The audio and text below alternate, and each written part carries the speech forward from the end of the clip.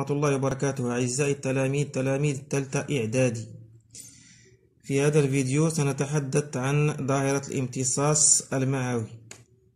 Donc nous allons parler dans ce vidéo sur l'absorption intestinale. إذن على مستوى المعي الدقيق تحدث ظاهرة الامتصاص، انتقال مواد القيت من جوف المعي الدقيق نحو الدم أو الليمف.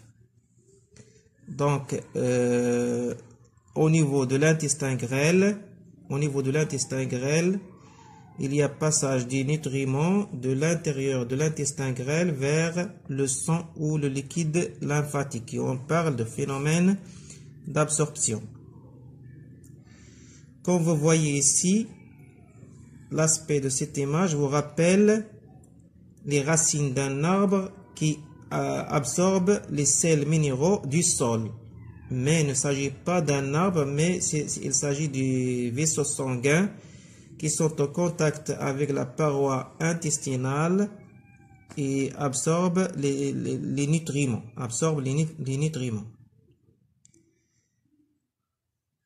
Donc, quelles sont les propriétés qui facilitent cette absorption?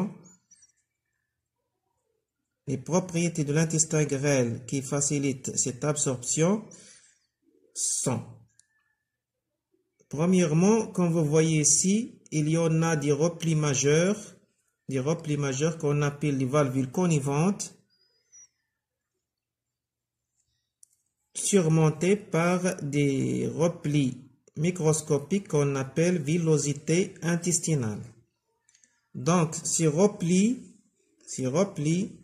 vont augmenter la surface d'échange entre l'intérieur de l'intestin et le sang et le liquide lymphatique. Aussi, au niveau d'une villosité intestinale, où s'effectue l'absorption, on voit ici qu'il est très riche en vaisseaux sanguins et vaisseaux lymphatiques. Donc, ceci va augmenter aussi la surface de contact entre le sang et les nutriments. Cette unité fonctionnelle qu'on appelle la villosité intestinale est aussi formée par un épithélium intestinal qui est formé par une seule couche de cellules et qui sont perméables, et ceci aussi facilite ce passage des nutriments vers le sang ou le liquide lymphatique. Il y a aussi dans cette villosité intestinale, on observe des cellules amicus.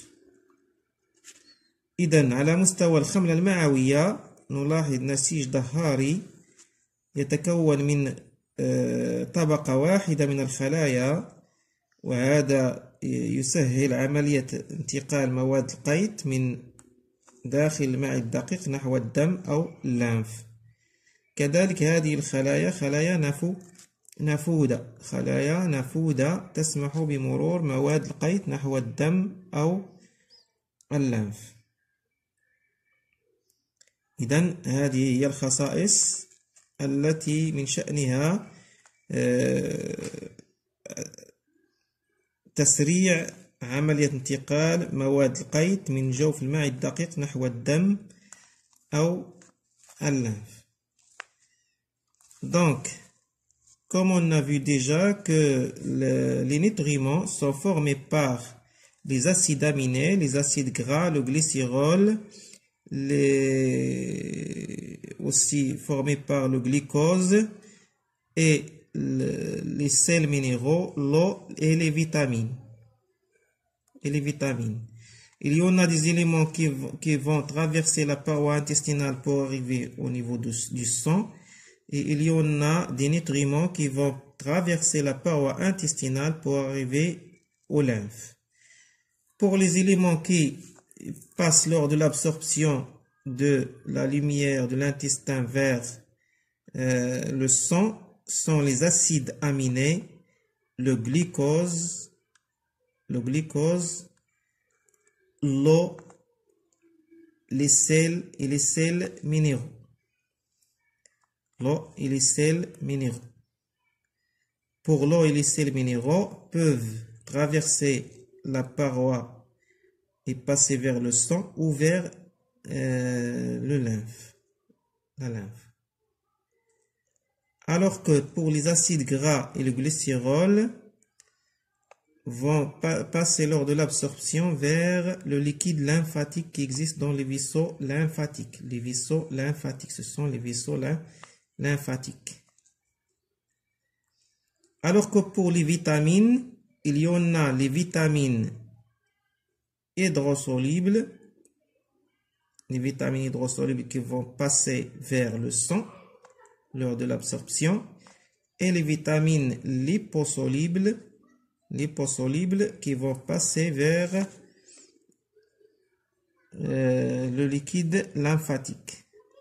إذا أثناء عملية الامتصاص هناك عناصر من مواد القيد تنتقل نحو الدم وعناصر تنتقل نحو الليمف. بالنسبة للعناصر التي تنتقل نحو الدم هناك الأحماض الأمينية وهناك الجليكوز والأحماض الأمينية ينتقلان نحو الدم، بينما الماء والأملاح المعدنية قد ينتقلان نحو الدم أو نحو الليمف.